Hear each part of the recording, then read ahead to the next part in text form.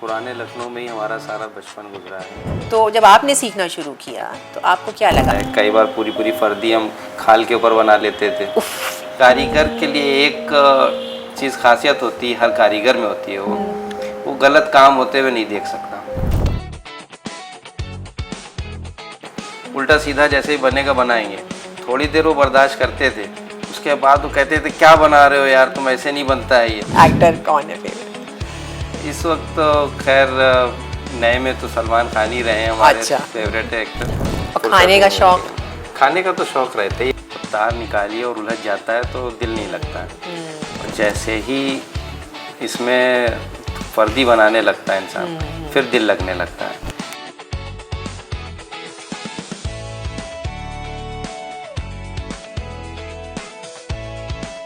Lucknow bioscope की हुस्न कारीगरी सीरीज़ में हम लोग आज बात करने वाले शाहनवाज साहब से, जो बादली के काम के बहुत मशहूर कारीगर हैं। आप ये बताइए कि इतना खूबसूरत काम अब्दुल्ला साहब, अब्दुल्ला बादला वर्क्स आपकी जो है उसमें आप करते हैं, और अब्दुल्ला साहब आपके वालिद थे, तो आपने उनसे सीखा। लेकिन आप बताइए बचपन में क्या आपके तरीक़े रहे सीखने के, और किस तरह से आपने ये काम शुरू किया? बचपन में तो देखिए सबको खेलने कूदने का ही शौक़ रहता है, वैसे हमको भी खेलने कूदने का ही शौक़ था। लेकिन स्कूल भी जाना था और स्कूल से आते थे तो वालिद साहब थोड़ा बहुत ये कहते थे कि कुछ काम भी सीख लो, हुनर होना भी ज़रूरी है साथ में, करना ना करना तुम्हारी मर्ज़ी है, लेकिन हुनर सीख लो। तो कई बार वो खेल खेल में जैसे तार हम लोग का जो डाई करते हैं एंटीक, हमारे वालिद जो करते थे, ख़ास तरीका था उसका कुछ, तो उसमें वो हमको ज़रूर लगा लेते थे। हम तकरीबन 10-12 साल के रहे होंगे जब से उनके साथ में डाइंग में उन्होंने हमको लगा लिया था। तो धीरे धीरे करते करते वो किसी दिन उन्होंने हमसे भी करवा दिया, कई बार ख़राब भी होता था काम। तो इसी तरीके से कारखाने भी हमको उन्होंने कहा कि आ जाओ कभी, तुम्हें जब स्कूल के बाद फुर्सत मिलती है तो आ जाओ, काम भी सिखा दें तुमको थोड़ा सा। तो कितने भाई बहन हैं आप लोग? हम लोग माशाल्लाह बड़ी फैमिली है हमारी, 5 बहनें हैं और 4 भाई हैं हम लोग। तो भाइयों में और उन्होंने सीखा या आपने सीखा? नहीं, एक भाई और है हमारे जो इन्होंने सीखा है, परवेज़ भाई नाम है उनका। उन्होंने, वो हमसे बड़े हैं, उन्होंने भी सीखा है। वो हमसे पहले आ गए थे दुकान पर, उन्होंने कारखाने में वो सीख रहे थे, तो उनका भी रोल रहा है। तो जब आप छोटे थे तो क्या चांदी के तार असली इस्तेमाल हो रहे थे, या ये तार दूसरे मेटल्स के आने लगे होंगे अब जो अब इस्तेमाल होते हैं? क्योंकि असली चांदी के तार तो अब बहुत मुश्किल है कि कोई अफोर्ड कर पाए। वो ये चांदी का तार बंद होना यही वजह ही थी कि अफोर्ड हर आदमी नहीं कर सकता था, तो ये काम भी इतना उरूज पे नहीं था, बीच में बंद हो गया था काम जी। तो जब हमने देखा है तो चांदी का दौर जा रहा था। ये अरब कंट्री में बन रहे थे, चांदी के दुपट्टे बनते थे जिसमें ताजमहल वगैरह बनते थे, ये दौर हमारे सामने जा रहा था। उसके बाद ये कॉपर वायर के ऊपर सिल्वर पॉलिश करके ये शुरू स्टार्ट हो गया था, तो ये एक सस्ता था, तो इसको हर आदमी अफोर्ड कर सकता था। तो जब आप कहते हैं कि डाइंग सीखी मैंने, तो आप उसी प्रोसेस की बात कर रहे हैं कि कॉपर वायर पे सिल्वर प्लेटिंग जैसे कहते हैं? नहीं, सिल्वर प्लेटिंग जो आई जी, तो सिल्वर से लोग ऊब चुके थे, क्योंकि पहले सिर्फ चांदी या सोने का होता था, तो सिल्वर से ऊब चुके थे। फिर जब मेटल आया तो भी सिल्वर ही आया, तो उसके बाद जब वो उस पर जिद्दत करी गई, थोड़ी कोशिश करी गई कि इसको अलग कुछ रूप दिया जाए, तो उसको एंटिक डाई किया हम लोगों ने। ओ, antique gold, antique copper, antique silver, जो दिखने में बहुत पुराना खूबसूरत लगे, वो जो चमक आर्टिफिशियल होती है वो नहीं, वो उससे सब ऊब चुके थे। तो इस एंटिक के दौर से, तो ये आप कह रहे हैं कि जो आप कहते हैं ना तार को हमने डाई करनी सीखी, तो एंटिक डाई जो है वो कि ये बच्चा बच्ची सीख रहे हैं, तो मुश्किल क्राफ्ट है तार से करना कढ़ाई एक तरह से। और तो जब आपने सीखना शुरू किया तो आपको क्या लगा, क्या मुश्किलात आई और कैसे आपने किया, और क्या आपके वालिद किस तरह के टीचर थे, सख्त थे कि नहीं? वालिद हमारे खैर सख्त नहीं थे, क्योंकि वो चाहते थे कि सीखें तो खेल खेल में सीख जाएं जी। तो लेकिन सीखने में बहुत मुश्किलात आती हैं। कई बार तो सबसे पहले तो कपड़ा पकड़ना ही आसान नहीं होता है इसको। जब छोटे थे तो उंगलियां भी छोटी होती हैं, तो बीच में पकड़ने के लिए जब कपड़ा पकड़ो तो पूरा कपड़े से हाथ ढक गया तो उसको पकड़ ही नहीं पा रहे हैं। जी। तो उसको पकड़ने के लिए इस तरीके से कुछ करा जाता है इस तरह से। अच्छा, तो यहाँ पर तो आसानी से पकड़ लिया, अगर जब हमें यहाँ पर बीच में पकड़ना पकड़ना होगा हो जी, तो तो फिर उसको यहाँ जमा यहाँ से करके। यूँ लेना पड़ेगा, यूँ करके यूँ करना पड़ेगा। तो ये सब चीज़ें सीखने में थोड़ा मुश्किल था। उसके बाद तो उसकी जो सुई की नोक होती है वो कई बार उंगली में लग जाती है, खून निकल आता है। कई बार पूरी पूरी फर्दी हम खाल के ऊपर बना लेते थे खाल पे बन जाती थी, उसको बाद में उखाड़ते थे। उफ, तो ये सब चीज़ें तो शुरू शुरू में होती हैं। धीरे धीरे सब मैनेज होता जाता है और तो काम जो अपने बाकी कारीगर भी होते होंगे वर्कशॉप में वो भी तो मदद करते होंगे कि भाई सब लोग ज़्यादातर मदद वही लोग दूसरे को करते थे, सिखाते हैं क्योंकि कि वालिद साहब इतना नहीं कर पाते थे। जो जब देखते थे तब वो कर देते थे। कई कारीगर तो चाहते थे कि हम सीख जाएं, कई कारीगर ये भी तो चाहते थे कि न सीखें। अच्छा, ये क्यों? क्योंकि वो अगर कोई बहुत मायनाज कारीगर होते थे तो वो अपना टाका तक नहीं दिखाते थे कि कैसे, क्योंकि वो उनकी खासियत थी। तो उनसे हमने बहुत गट से हमने भी थोड़ा सा सीखा, देख देख के सीखा। तो कई बार उनके पास जाते थे, देखने के लिए खड़े होते थे या बैठते थे उनके पास, तो वो रख देते थे उसको काम को, बीड़ी पीने लगते थे। अच्छा। अब हम इंतज़ार कर रहे कि बीड़ी ख़त्म हो तो ये शायद करें, तो वो बीड़ी पी के चले जाते थे टहलने कि ये देख ना पाए। कितनी पेशेंस थी आप में कि आप बैठे रहते थे कि या वापस। लेकिन कारीगर के लिए एक चीज़ खासियत होती है, हर कारीगर में होती है, वो गलत काम होते हुए नहीं देख सकता। अच्छा जी। ये रग हमने पकड़ ली थी, तो हम क्या करते थे, हम उनके सामने उन्हीं के पीस में या कोई दूसरा पीस ले करके वो जो काम वो बना रहे होते थे हम उसी को बनाते थे। उल्टा सीधा जैसे ही बनेगा बनाएंगे। थोड़ी देर वो बर्दाश्त करते थे, उसके बाद वो कहते थे क्या बना रहे हो यार, तुम ऐसे नहीं बनता है ये, हम बता रहे तुमको ऐसे बनता है। तो इस तरह से ये स्ट्रैटेजी आपकी बहुत अच्छी थी कि उसी चीज़ को थोड़ा खराब पकड़ लिया था कि ये लोग खराब नहीं होने देंगे इसको। ये कारीगर की खासियत होती है, अगर कोई काम आता है उसको और उसके सामने वो काम खराब हो रहा हो तो वो नहीं होने देगा। कुछ देर तो बर्दाश्त करेगा वो, लेकिन फिर बता देगा उसको कि ऐसे नहीं, इसको ऐसे करो तब ये सही होगा। तो ये आपने सीख लिया फिर तो इस तरह से हमने बहुत कुछ सीखा है। अच्छा, तो ये और एक जैसे अभी आप दो चीज़ें हुई, एक तो हिंदुस्तान की क्राफ्ट इतने रिच हैं, इतनी चीज़ें हैं, और बीच में एक बहुत बड़े इंटरनेशनल डिज़ाइनर ने अपनी कोल्हापुरी चप्पल को इस्तेमाल किया और उसके बाद ये हुआ कि ये तो हिंदुस्तान की कोल्हापुरी चप्पल है और ये इतनी महंगी बेच रहे हैं। इसी तरह सुना है अभी एक जैकेट जिसमें मुकेश का काम था और बहुत एलैबोरेट, शायद दियोर ने बेची है किसी इंटरनेशनल ब्रांड ने बेची है बहुत महंगी, और कहा जा रहा है कि वो कहा है कि वो लखनऊ के मुकेश का काम है। तो जब ऐसे इंटरनेशनल ब्रांड्स बेचते हैं डिज़ाइनर चीज़ें बहुत महंगे दामों पे, तो ऑफ कोर्स एक तो वो तो उनका डिज़ाइनर का ब्रांड है और उनके दाम है, लेकिन एक वो इंटरनेशनल ऑडियंस के पास जाती है चीज़ और लखनऊ का नाम, मुकेश का नाम आता है। तो आपको लगता है कि जब ऐसी कोई चीज़ होती है, जब ये इतने ज़्यादा उसको पब्लिसिटी मिलती है, तो लोकल लेवल पे शहर में क्या इस क्राफ्ट पे और इसकी डिमांड पे असर पड़ता है? बिल्कुल पड़ता है, इससे हलचल होती है। तो इस वाले किस्से के बाद हुई कुछ हलचल, ये दियोर का जो हुआ? बिल्कुल हुई इससे हलचल जी, इससे लोगों में हलचल हुई है और लोगों के फ़ोन्स भी आए, कॉल्स भी आए, और लोगों ने कामदानी की तरफ फिर से एक बार कि क्या नया बना रहे हैं आप। अच्छा, नहीं है तो इसीलिए आए फ़ोन कि क्या नया बना रहे हैं आप, क्या काम है। तो देखने भी आए लोग, कुछ लोगों ने कुछ परचेजिंग करी भी। अच्छा। तो ये एक तरह से डिमांड आती है, थोड़ा क्रेज़ बढ़ता है इसका। इससे ज़्यादा क्रेज़ जब बढ़ता है जब कोई सेलिब्रिटी इसको पहनती है, तब लोगों में ज़्यादा क्रेज़ बढ़ता कि है। फलाने ने साड़ी जैसी पहनी थी या दुपट्टा जैसा हो रहा था, तो उससे बहुत बढ़ता है क्रेज़, तो फ़ौरन जो है उस काम के ऊपर असर। तो इस तरह की ब्रांडिंग आपको लगता है कि ये क्राफ्ट के लिए फ़ायदेमंद है? और बिल्कुल लोग ज़ाहिर है लोग चाहेंगे जो जब चीज़ पहनना तो फिर वो उसको बनवाएंगे भी। और ऐसे ही एक अभी उमराव जान फिल्म रिलीज़ हुई, तो ये लोग बताते हैं कि हम लोग यहाँ सनत कदा की स्टॉल में रखते हैं लहरिया दुपट्टे, लखनऊ की जो खास बारीक लहरिया है, और फिर वो उमराव जान फिल्म में बहुत पहना है उन्होंने। तब जब रिकलर होके वो फिल्म जब रिलीज़ हुई तो यहाँ पे भी शॉप में भी शायद डिमांड बढ़ गई लहरिया दुपट्टे की। तो ज़ाहिर है ये, लेकिन ये बहुत हो सकता है कुछ वक्त के लिए हो, ये भी है ना कि 15-20 दिन चलेगा क्रेज़ या 1 महीना चल सकता है। कितना लंबा इसका असर होगा ये तो कोई ये नहीं कह सकता है कोई। ये तो कभी कभी होती ये है कि बात कि लोगों ने पहनना शुरू किया। दुपट्टा हमारा 2015 में माही जाल जिसको कहते हैं, जी।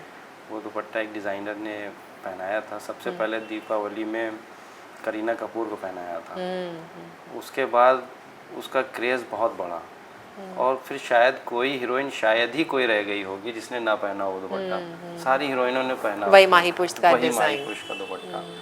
तो वो जो बना है तो वो हज़ारों की तादाद में दुपट्टे बने हैं वो, लेकिन सिर्फ डिज़ाइनर के लिए ही बने वो, उन्होंने ही बनवाए। लेकिन काफ़ी क्रेज़ रहा उसका। तो कई बार तो कुछ पता ही नहीं है कि कितना बन जाएगा, और कई बार होता है कि कोई पहनी कोई चीज़, लेकिन वो 15-20 दिन लोगों ने उसको पूछा, देखा, फिर आप लिया, पहना, उसके बाद फिर गायब। असर ये है, बात ये है असल कि लोग जो मार्केट में बना रहे हैं वो कारीगरी नहीं कर रहे हैं, वो मुकेश का कामदानी का नाम बेच रहे हैं। वो उन्होंने बस क्वालिटी बनाया, उसकी क्वालिटी नहीं, बस उन्होंने चिकन के ब्लॉक लिए, उस पर बनाया और उसके हिसाब से बस ऊपर ऊपर लपेट दिया। तो वो कारीगरी नहीं रही अब। और ये जो होता है बादले में कि आप जब करें और ऑफ कोर्स उसको फिर फाइनली उसका नॉट बनता है पीछे जो भी जिसमें ये काटा जाता है तार, जब तो फिर ये बहुत होता है ना कि चुभे नहीं बादला, है ना, तो उसको बहुत फ्लैट होना चाहिए बैक से। और ये तो ये कभी भी कोई लोग ख़रीदते हैं बादला तो कहते हैं भाई पहले ऐसे हाथ फैला के देखना है कि चुभ रहा है। तो ये सब जो चीज़ें हैं कि थोड़ा बताइए हम लोग को टेक्निक के बारे में, और कैसे आप सिखाते हैं लोगों को इसे करना। और सीखने के लिए तो देखिए अब बहुत कम लोग हैं, जो नए लड़के हैं बहुत कम सीख रहे हैं इसको, क्योंकि इसमें मेहनत ज़्यादा है और मेहनताना कम है। इसलिए बहुत कम लोग, बड़ी मुश्किल से हमने 2-4 लोग हमने जोड़े हैं जो अब जाके थोड़े से कारीगर, जी नए। और कुछ कारीगर आपके वालिद के ज़माने के कुछ होंगे? वालिद के ज़माने के कुछ ही कारीगर अब बचे हैं, क्योंकि आर्ट नहीं तो ख़त्म हो रही है जी। इसको संभालने के लिए अपने कुछ फैमिली के लड़के लाए हैं। अच्छा। कुछ थोड़े से बाहर के भी लड़के हैं, यंग लोग हैं कि उनको सिखाया है कि कैसे भी करके सीख लो, आगे काम आएगा। जी। उनको अभी फ्यूचर नहीं दिख रहा है इसमें, क्योंकि इसकी मेहनताना इसका कम है जिस हिसाब से। और मटेरियल का कॉस्ट कितना होता होगा? ये भी होता होगा तार का? मटेरियल का कॉस्ट इस टाइम पर इस वक्त 2500 रुपये किलो है तार जी। उसके बाद इसमें हम लोग डाई वाई करते हैं जी, पूरा करते होता है, वो अलग है। तो ऑर्डर्स मिलते होंगे आप लोगों को, तो कोई आपको लखनऊ में तो लोग देते ही हैं, अब बाहर से ऑर्डर्स आते होंगे डिज़ाइनर्स के, या जो लोग बनवाते हैं बुटीक्स वाले लोग होते हैं वो लोग देते होंगे ऑर्डर्स तो कई बार बहुत से मिलते हैं जी, लेकिन टाइम नहीं देते, क्योंकि क्योंकि इस तरह की जो चीज़ें बनती हैं उसमें टाइम बहुत चाहिए होता है। हल्की से हल्की चीज़ के लिए 6 महीने इसमें चाहिए होते हैं, तो इतना पेशेंस हर आदमी में नहीं होता जी। तो इसलिए कई बार इसके ऑर्डर हम लोग नहीं ले पाते हैं।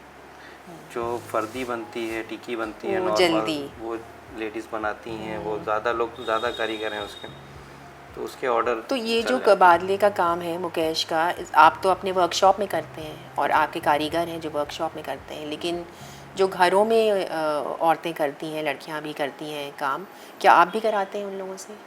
हाँ, हम भी कराते हैं, बिल्कुल कराते हैं, लेकिन हम जो है उसमें फर्दी और टिक्की ज़्यादातर कराते हैं। अच्छा। और कुछ लेडीज़ उसमें हैं जो अच्छा काम सीखना चाहती हैं बादले का, तो जैसे उनके वालिद कारीगर हुआ करते थे मुकेश के, तो उन्होंने कुछ टाके बताए, उन्होंने उससे सीख लिया, तो कुछ काम कर रही हैं वो। अच्छा, और वो भी आपके लिए कर सकती हैं, घर से ही कर सकती हैं? कर रही हैं आपके लिए, तो बहुत अच्छा कर रही हैं, मगर वही कर रही हैं जो अच्छा काम करने वाले। बाकी तो मार्केट में बहुत से कारीगर हैं जो कर रही हैं, लेकिन वो सिर्फ लपेट रही हैं तार को। प्रोसेस क्या है? जैसे अब कपड़ा कौन तय करता है कि किससे बनेगा, जॉर्जेट पे बनेगा, कॉटन पे बनेगा, किस पे कामदानी का काम हो रहा है? दूसरा ये कि पूरी प्रोसेस क्या होती है, कौन कौन करता है, छपाई कौन करता है, डिज़ाइन कौन तय करता है, उसके बाद आप देखते हैं, एक थोड़ी सी प्रोसेस बता दीजिए लोगों को। क्या देखिए, कपड़ा तो इस वक्त ज़्यादातर लोग जॉर्जेट ही पसंद करते हैं, जो चाइनीज़ जॉर्जेट होती है। बाकी शिफॉन, चंदेरी, मूंगा और टसर, सिल्क, ये सब भी सिल्क पे हो रहा है बादले का काम? जी, सिल्क पे हो रहा है, लेकिन सिल्क पे ज़्यादातर गरारे बनते हैं। गरारे लोग सिल्क पर ही पसंद करते हैं। तो साड़ी वगैरह सूट और ये साड़ी जो है ये जॉर्जेट पे ही सबसे ज़्यादा चलता है।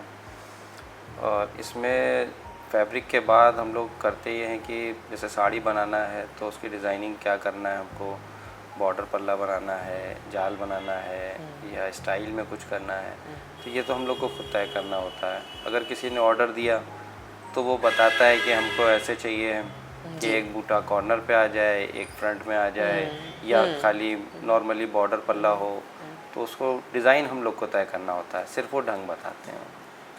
उसके बाद तो फिर कारीगर अपना कारीगरी से उसको संवारते हैं। और फिर कारीगरी के बाद क्या डाइंग भी होती है फिर बाद में, क्या प्रोसेस है? जैसे लोग, जैसे आपने तो सफ़ेद शिफॉन पे या किसी बनाया, तो उसके बाद फिर वो वाइट पे रहता है, फिर आप मनचाहा कलर जो आपको जिसको चाहिए वो करवा जो ले दिल चाहे वो कलर करा सकता है। ठीक वो इसमें यही ऑप्शन ख़ास है कि जो है आप जिस कलर को चाहते हैं आप वो कलर करा है, लीजिए। करा ली। तो इंटरेस्ट है ये उन लोगों को सीखने में, बच्चों को? इंटरेस्ट होता रही है, लेकिन धीरे धीरे करके हो गया है। देखिए, जब तक कि इसमें जब तार निकालिए और उलझ जाता है तो दिल नहीं लगता है, और जैसे ही इसमें वर्दी बनाने लगता है इंसान, फिर दिल लगने लगता है कुछ दिखता है कि बनता कुछ हुआ। दिख रहा है कि हाँ हम कुछ बना रहे हैं, फिर दिल खुश होता है तो वो लोग फिर आगे बढ़ने की कोशिश करते हैं, फिर उनको धीरे धीरे टाके बताए जाते हैं, तो फिर दिल लगता है। डिज़ाइन दे देते हैं, वो उसको बनाते हैं, या कभी ऐसा होता है कि कारीगर भी कुछ डिज़ाइन सोचे कि इसे ऐसे बदल दीजिए या नहीं, कुछ? बिल्कुल होता है।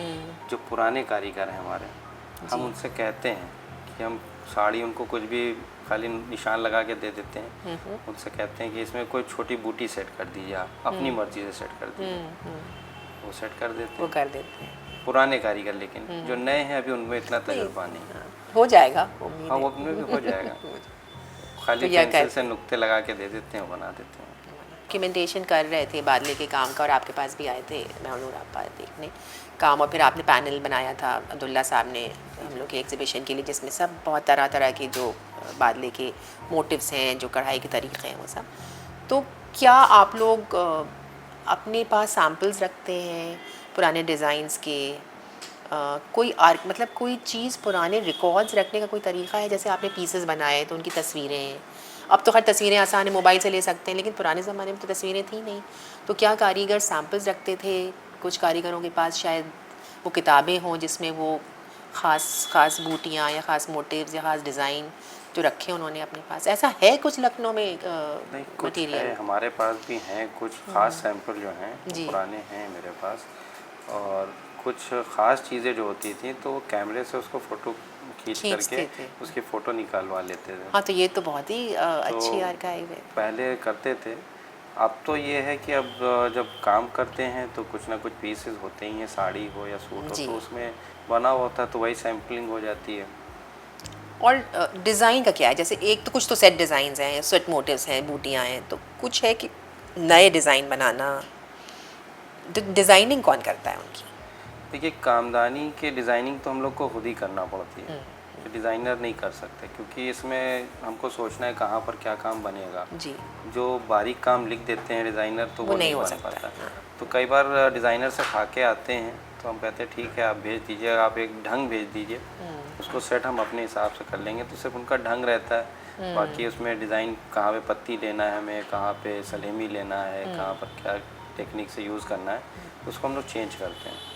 तो इसको तो हम लोग को खुद ही करना पड़ता है, ये हर आदमी नहीं कर सकता है। तो फिर ये एक्सपीरियंस से आता है, ये तो कोई ये सिखा नहीं एक्सपीरियंस सकता। ही आता है, ये नहीं सिखा सकता, ये कारीगर खुद ही इसको सेट कर सकता है। जी।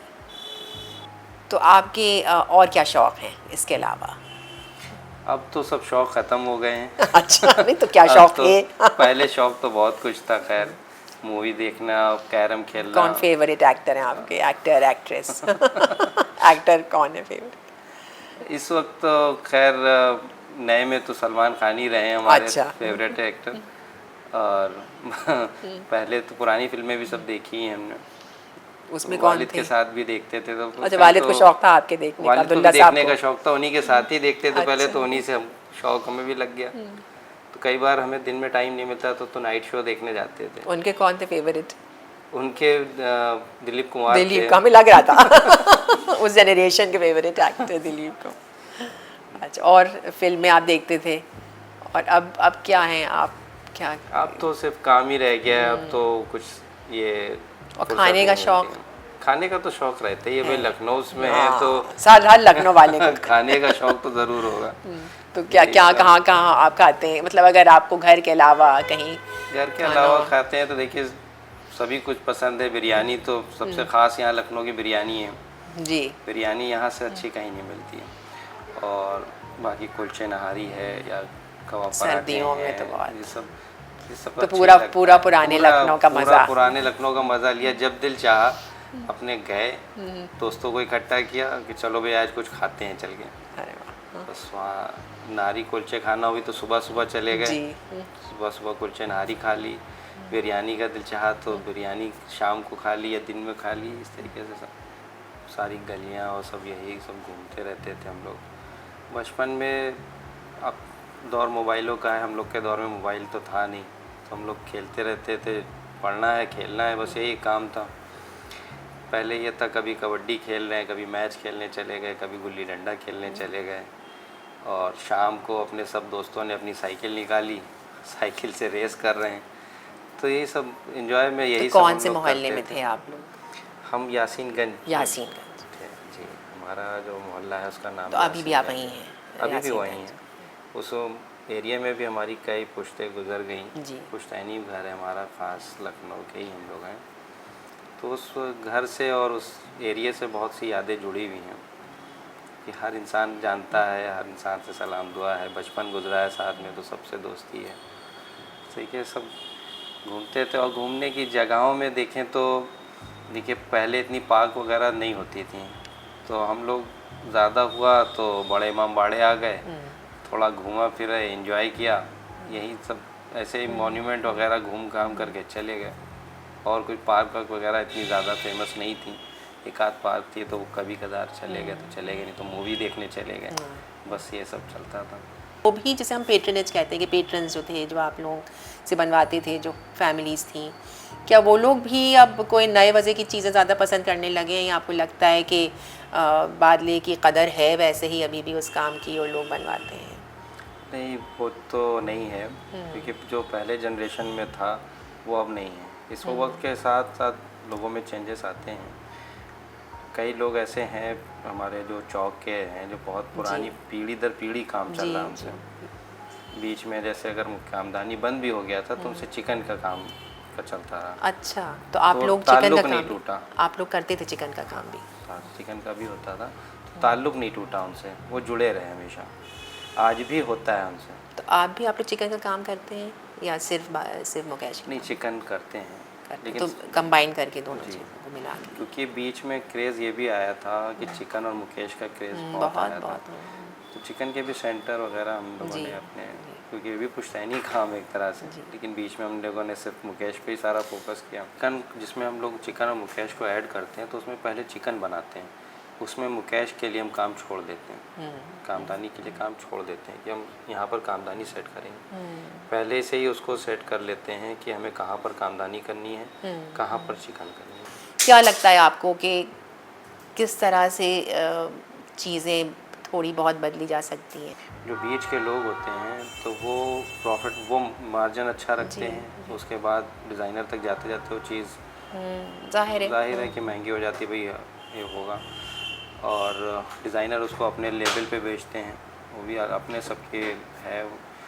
लेकिन अगर ये डायरेक्ट डिज़ाइनर वगैरह से डायरेक्ट काम रब्ता हो, डायरेक्ट हो, क्रॉस और पर्सन जो रेट वो उनको दे रहे हैं उतने ना दें, क्योंकि उतना हम भी अफोर्ड नहीं कर पाएंगे। हमें अपना हक हलाल का मिल जाए, बस कारीगर खुश रहे। अगर उसको इस वक्त 300 से 500 तक के मिल रहे हैं कारीगर को, तो पर डे का अगर 1000 मिलने लगे कारीगर को तो उसके हालात सुधर जाएंगे। बिल्कुल। नए लोग जुड़ना शुरू हो जाएंगे कि हाँ भाई ये काम अच्छा है, उसमें लोग जुड़ने लगेंगे। जी तो हम ये नहीं चाहते कि लाखों मिलें, लेकिन अगर डायरेक्ट होगा काम और रेट अच्छे मिलेंगे तो जाहिर सी बात और है ये हो सकता है, ये आसानी से हो सकता है कि डिज़ाइनर्स खुद आके मिलें आप लोगों से और ऑर्डर्स डायरेक्टली आपको दें, तो ये तो हो सकता है। कई बार ऐसा भी होता है जी कि डिज़ाइनर भी ये चाहते हैं, कुछ सब नहीं, कुछ डिज़ाइनर तो बहुत सपोर्ट करते हैं कारीगरों को, और कुछ डिज़ाइनर ऐसे भी होते हैं कि जो चाहते हैं कि हमको जब हम कारीगर से काम कर रहे हैं तो हमको बिल्कुल सस्ता मिले। अच्छा। कई बार ये जी। भी चाहते हैं कि हम आप तक आए हैं तो बिल्कुल सस्ता ही मिले हमें, तो उन्हीं को फ़ायदा तो होगा। फिर उन्हीं को फ़ायदा होगा, कारीगर को फ़ायदा नहीं होगा। तो कितनी पीढ़ियों से आपका ख़ानदान काम कर रहा है बादले में? ये तीसरी पीढ़ी हम लोग हैं। आप तीसरी हैं। तीसरी पीढ़ी है। हमारे वालिद के वालिद भी करते थे, जी। लेकिन हमारे दादा यानी अब्दुल्ला साहब के वालिद जो हैं, जी। उनका इंतकाल हमारे वालिद के बचपन में ही हो गया था। अच्छा। तो उनसे काम नहीं सीखा उन्होंने, लेकिन काम तो उन्होंने अपने फूफा से सीखा था, जैसे पिछली वीडियो में भी आया था जी, जी। कि फूफा से सीखा उन्होंने। था। उसके बाद अब ये काम हम लोगों में आया है और हमारे चौथी जनरेशन भी स्टार्ट हो चुकी है। हो चुकी है स्टार्ट, हाँ। तो ये तो बहुत अच्छी बात क्योंकि भतीजे हमारे और हमारे बेटे भी अब थोड़ा थोड़ा सा काम सीख सीख रहे हैं।